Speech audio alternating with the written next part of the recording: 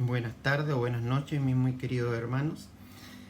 Gracias al pastor tengo la oportunidad nuevamente de reflexionar con ustedes en estos tiempos de pandemia. El pueblo cristiano, a través de los siglos, no todo obviamente, siempre ha tendido a relacionar las tragedias con que es el momento o estamos en el momento de los últimos tiempos, de que el Señor está a las puertas, que es algo completamente cierto, es algo que todo cristiano debe esperar, la segunda venida del Señor, porque todos sabemos que sus promesas siempre se cumplen, y Él sí va a volver. Pero esta pandemia está relacionada con el fin del tiempo. Esta pandemia está indicando que el Señor está a las puertas. Debemos estar preocupados de las noticias, de lo que está pasando a nivel mundial, de la economía, que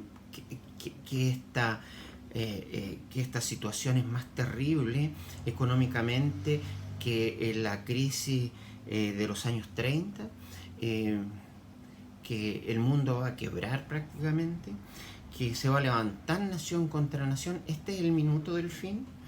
Debemos estar preocupados como cristianos de las noticias al respecto. Dejémonos que la palabra del Señor nos ilumine. Para eso, en Mateo 24, es un pasaje extraordinario que los discípulos, sus apóstoles mejor dicho, le preguntan directamente al Señor cuándo van a pasar las cosas. Entonces, ahí en el verso 4 el Señor dice: y respondiendo Jesús le dijo, mirad que nadie os engañe, porque vendrán muchos en mi nombre diciendo, yo soy el Cristo, y a muchos se engañarán.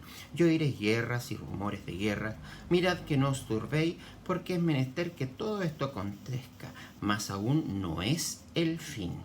Porque se levantará nación contra nación y reino contra reino, y habrá pestilencias y hambres y terremotos por los lugares, y todas estas cosas principio de dolores. Y así continúa el relato, el Señor les sigue advirtiendo, les sigue nombrando muchas cosas. De hecho, hace una referencia ahí a la devastación de Jerusalén que va a suceder más adelante, refiriéndose al capítulo 9 del libro de Daniel. Pero me salto directamente al verso 36 cuando dice, empero el día y la hora nadie sabe, ni aun los ángeles del cielo, sino mi Padre solo. ¿Por qué el Señor se los termina diciendo de esta forma? Para que estén completamente preocupados y estén esperando el fin y viendo las noticias. ¿Qué habrán pensado los cristianos de la gripe española, por ejemplo, que se llevó a más de 20 millones de personas en el mundo, muchísimo más de lo que es ahora? ¿O qué habrán pensado los cristianos que eran llevados al circo romano a ser sacrificados? ¿O en la Inquisición no habrán pensado ahí que ese era realmente el fin?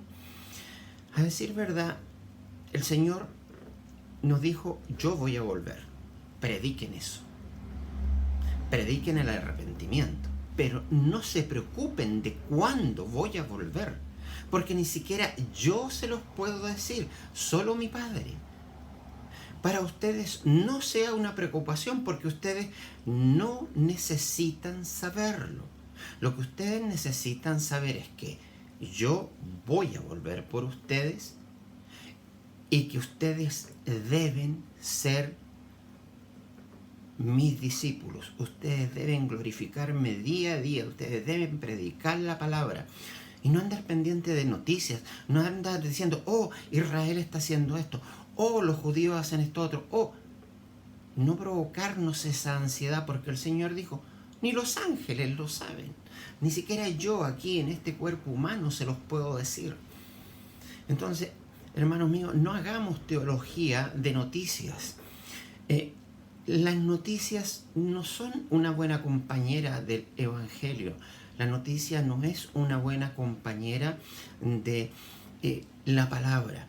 Forzar una profecía es engañar, forzar una profecía para que calce con lo que yo quiero, me puede hacer hasta un falso profeta, hasta un engañador. ¿Cuántos han dicho el fin está aquí? Vendan todos que el fin ya llega. Hermanos, sabemos que el Señor va a volver, pero que no nos preocupe cuándo, que nos preocupe que estemos apercibidos.